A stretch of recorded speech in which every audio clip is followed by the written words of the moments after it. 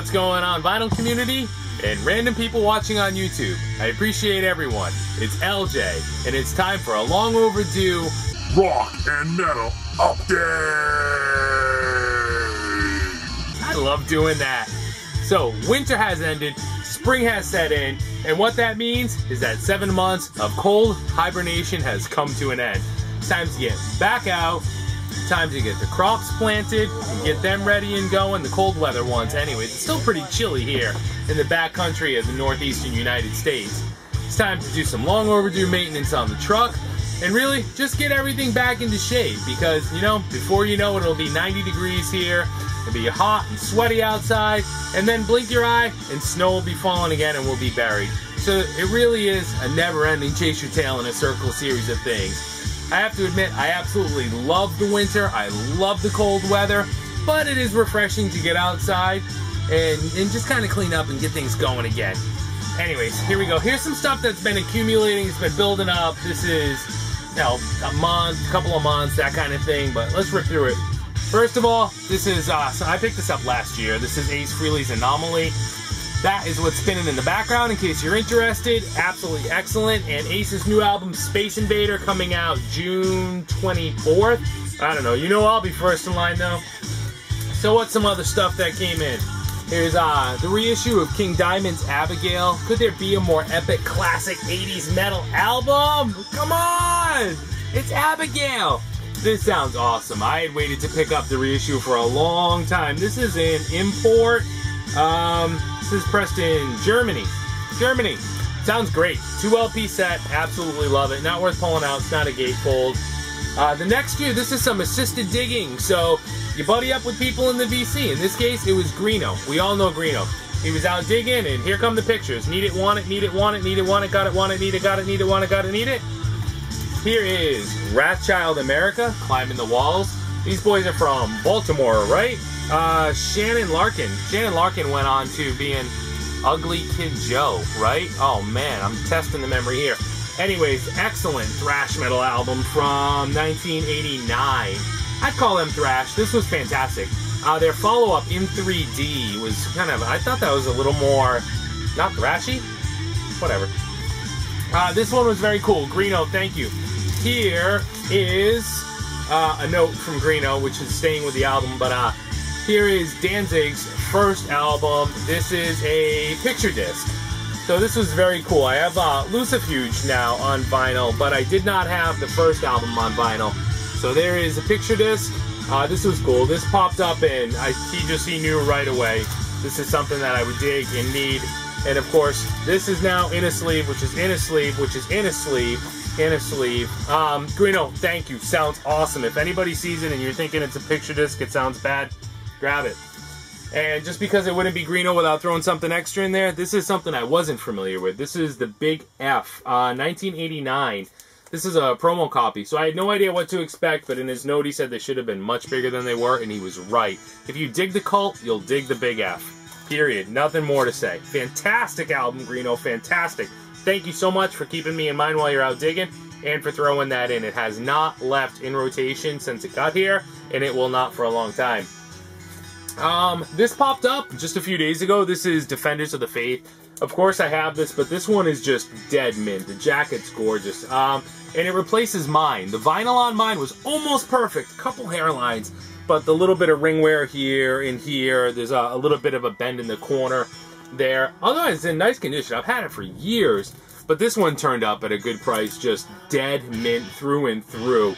Never played, well loved, so I had to grab it. My other copy, it may go in the trade pile. If it's something that you need and you want to throw something out there, shoot me a PM, leave me a comment. Might be something you want to trade, that's cool. Just please do not offer me a Barbra Streisand album for it. I have all I need. This is an exciting one that I've been waiting to add for a long time. This is AC/DC's Live. This came out when I was in high school, 1992. This is a 2003 press. I think it's a US press. Either way, but this is just a monster of a live album. I absolutely love everything about this one. I was not expecting to find it. Check out the inner sleeves. So it popped up, and I found it in a record store too. I was thumbing through, and I said, oh, I almost didn't even check the AC/DC bin because it's just always the same stuff, and I have them all. You know, it's pretty exciting to know that Ball Breaker and Stiff Upper Lip are finally back out. But man, this is just one of my favorite live albums ever. Great set list, great album. Everything about that album is great. Speaking of reissues, other things that came out, these turned up for a great price. I had to grab them. I have originals of all of these, but here's Mötley Crüe's Too Fast for Love. This is a 180-gram reissue. Mine was in really nice shape, but again, for the price that these turned up, I just could not say no. Too Fast for Love is one of the best debut albums ever. Here's Theater of Pain. Not my favorite album ever, but whatever. And Dr. Feelgood. So all three of these are 180-gram reissues. I had held off on picking them up because, like I said, I had originals. I have originals still. So I don't want to go, you know, dropping stupid money on reissues just to have them, just to have brand new ones. But in this case, again, the price was right. It was a bit of an upgrade for me on Too Fast for Love. Mine had some hairlines, a couple cover issues, but I've had it forever and ever. Same thing with Theater of Pain, and it was great just to finally have Dr. Feelgood on vinyl. And for the price that those showed up, it was just, I could not say no. The first in a line of Kiss reissues. So all these years I've had all my Kiss albums. They're actually all right here. And now here come the reissues. I have to say, for the price that they're reissuing them at, Gene Simmons and Paul Stanley have stole my lunch money for enough years. The price on those reissues is ridiculous. I have to say this though. Revenge, Psycho Circus, Alive 3, these are albums I just don't own on vinyl. I have a lot of the ones that are actually pretty difficult to find just from collecting for so long. What's one I was going to pull out? Like stuff that doesn't turn up every day, like Kiss My Ass, I've had forever. Kiss MTV Unplugged, this is one that Greeno found as well when he was out digging. He actually found 2 copies and I bought one, he bought the other. But to have them coming back out now is great. Again, I'm not going to be upgrading all my copies. I have originals of all of them. They're in great shape. And at the reissue price, that was the inner sleeve, it's just, no. They're going to have to turn up much cheaper than that. But for something like Revenge, which I did not have an original of, Psycho Circus, which has never gotten an official release ever, Alive 3, which was a really limited issue when it first came out, stuff like that, I will grab. How does it sound? Phenomenal. Phenomenal. Revenge has never sounded so good. If you need any of those Kiss albums, start picking them up. I know they're pricey, but man, they sound great. Unless you already have originals. In that case, for the price they're out at, I'd hold off and wait. Those boys do not need any more money. Let's see, Blood of the Sun. Here's Death Ride. So I had picked up Blood of the Sun's Burning on the Wings of Desire, which had Derek St. Holmes from Ted Nugent's band way back in the 70s doing leads on it. So does this. So, fantastic album. Dig the cover. I heard from somebody else in the VC that picked this up and said it had some pressing issues. This one sounds fine. The band's drummer, Henry Vasquez, was actually selling these on eBay. Amazing, amazing album. 70s rock, tons of organs. Just freaking awesome. You cannot beat it. Lots and lots of great 70s sound. It sounds like the cover. Do you know what I mean? Is that a GTO? If it's not, I'm sorry, whatever. But just jump in your 70s era muscle car, crank this out. Killer album. Let's see, some rock mixed in the stack as well. This sucked. This is LaRue, Last Safe Place, 1981, 82. I don't know. I have LaRue's So Fired Up, which is an AOR masterpiece. Phenomenal album. Just 2 or 3 years after this one, but this one sucked. This came from Best Buy's vinyl sale. I showed this, but I wanted to circle back to it because I hadn't heard it. This is Anvil's Hope in Hell. This album left me tone deaf for 4 hours. Rob Reiner's drums are unbelievably heavy. Just boom, boom, boom. Boom, boom, boom. Unreal. Absolutely fantastic album. This is on the End Records. This is on orange vinyl. So here's the original inner sleeves. These are the ones that are just heavy enough to scratch the hell out of the vinyl. So I switched them into poly inners. It's on orange vinyl. What a record. What a record. Wow. If it's something that you're thinking about, stop thinking and just start grabbing it. It's 100% worth it. Phenomenal album. Alright, that's all last. Here's Giant, Last of the Runaways. One of my last videos, I was playing Giant's second album on CD. I did not have Giant. This, what's their name? Dan Huff and David Huff, they're brothers. Dan or David, one of the two. I was listening to this, I'm like, God, that guitar tone sounds familiar. Makes sense, because he actually is the one that played on Whitesnake's Here I Go Again from '87, which was just 2 years before this. So, outstanding session musician. He has worked with just about everyone. Everyone, I mean, from Mariah Carey to Michael Jackson to Whitesnake to his own band. This, melodic hard rock at its best. Outstanding album. Here's Airborne. This is 1979. This was a blind buy, just based on the cover. It's a promo copy. You can see the timing strip and the stamp here. For fans of 1979 era Foreigner, and I believe just reading while listening to it, wanted to know about it, Beau Hill went on to form Interscope Records with Jimmy Iovine. Fantastic album. Dominic Troiano's Fret Fever. There's a mixture of instrumentals and vocal tracks here. The instrumentals are phenomenal. The other tracks suck. I love Dominic Troiano from the Guess Who, from the James Gang, but this album being released in 1979 made it suspect enough that he was trying to get entrance to Studio 54 with it, and he just may have. Here's Toronto, Get It On Credit. You gotta love the title of that, just being from 1982. There wasn't a whole lot of credit going on at this time. This band has a female lead vocalist, Holly Woods. You dig Joan Jett, you dig, God, who else? Pat Benatar or the Headpins, you'll dig Toronto. One of maybe 5 albums they have. Outstanding hard rock. Piece in Another Hole in the Marillion collection. Here's Reel to Reel. I loved this. This is a UK import. I believe there's 6 songs on it. I now have everything up through and including Season's End from Marillion on vinyl. Just early stuff. This is from 1984, so you've got stuff from the first album, Script for a Justice Tear, and the second album, Fugazi. Excellent. Speaking of AOR, here's another copy of Charlie. I have another one as well. It's a promo copy, but this turned up for $1 and I could not turn it down. Look up Charlie, It's Inevitable on YouTube. AOR greatness.